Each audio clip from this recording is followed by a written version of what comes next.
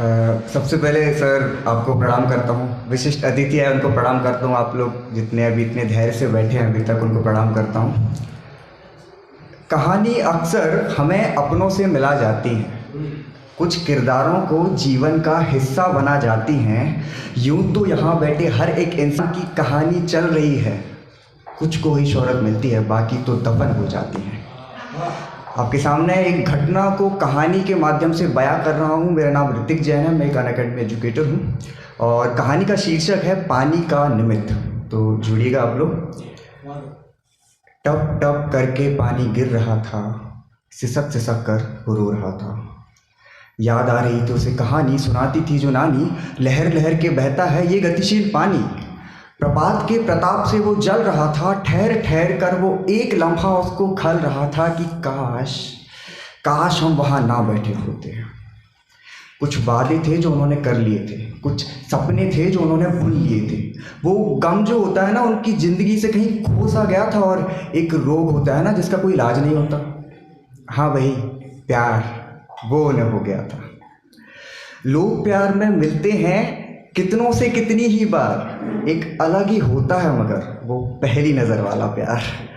जब टकराए थे दोनों तो लड़की धड़ाम से गिरी थी। जब मिली थी नजरें तो बारिश की पहली बारिश हुई थी। स्कूटी नई नई सीखी थी लड़की ने, जिसे चलाने में वो हिचकिचा रही थी और जहाँ ब्रेक दबाना चाहिए वहाँ एक्सीलरेटर घुमा रही थी।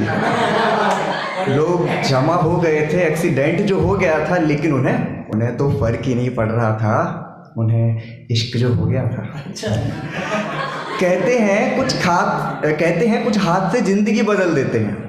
बहुत कम ही होते हैं जब ये देते हैं, अधिकतर तो छीन लेते हैं। इनके हाथ से मैं दोनों को मिला था, तभी तो एक्सीडेंट के बाद भी दोनों का चेहरा खिला खिला था। इस खूबसूरत हादसे से लेकर अब तक कुछ 3 बरस गुजर चुके थे और स्कूल से कॉलेज तक आते आते इनके चर्चे भी मशहूर हो चुके थे। हर बार रोमांस के लिए पानी को ही चुनते थे, कभी नदी, कभी तालाब, तो कभी झरने पर ही मिलते थे।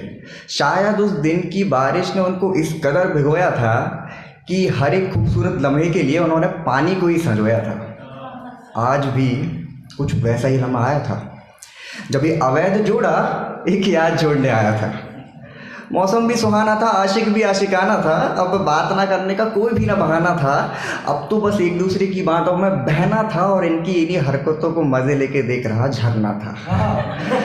हाथों में हाथ लिए पैरों को झुलाते हुए कुछ ऊंचाई पर वो बैठे थे। झरने की आवाज़ उनका बैकग्राउंड था और सामने कुछ खूबसूरत दृश्य दिख रहे थे। अचानक लड़की बोली कि सुनो, अब और कितना छुप छुप के मिलने का दर्द झेलोगे?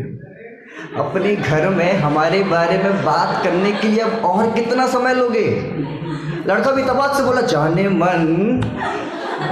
मन तू ये ना सोच कि अपने वादे से मुकर जाऊंगा। एक बार 21 का हो जाने दे, फिर शान से लेके आऊंगा। ऐसी ही चटपटी बातों का सिलसिला चलता रहा और मौसम भी मज़ेदार से तूफानी हो गया। साए साए करके हवाएं चलने लगी और झरने में भी हरकत कुछ पड़ने लगी। उन्होंने सोचा चलो इसको सुकून से बरसने देते हैं, घर पहुंचते हैं और बारिश का मजा हम भी सुकून से लेते हैं। गरम गरम पकौड़ों का मजा उनके मुंह में अभी से आ रहा था। लड़का जाने के लिए उठा और लड़की की तरफ अपना हाथ बढ़ा रहा था। उसने भी अपने पैर ऊपर किए और उठने के लिए जैसे ही खड़े होने लगी कि तभी उसका पैर फिसला और वो नीचे गिरने लगी। उसका हाथ पकड़ने की भरसक कोशिश वो कर रही थी, मैं सेकंड्स में उसकी जान मौत की तरफ बढ़ रही थी। जैसे ही हाथ छूटा, लड़का भी नीचे कूद गया। बचाओ बचाओ की चीख सुनकर लोगों का ध्यान उसकी तरफ गया। लड़के ने लड़की को जैसे तैसे पकड़ तो लिया था, लेकिन पानी का रंग देखा तो लाल था। लड़की के सर से खून जो बह रहा था। लोगों ने समझदारी दिखाई, हड़बड़ी में दोनों को बचाया, हड़बड़ी में उन दोनों को नज़दीकी अस्पताल पहुंचाया।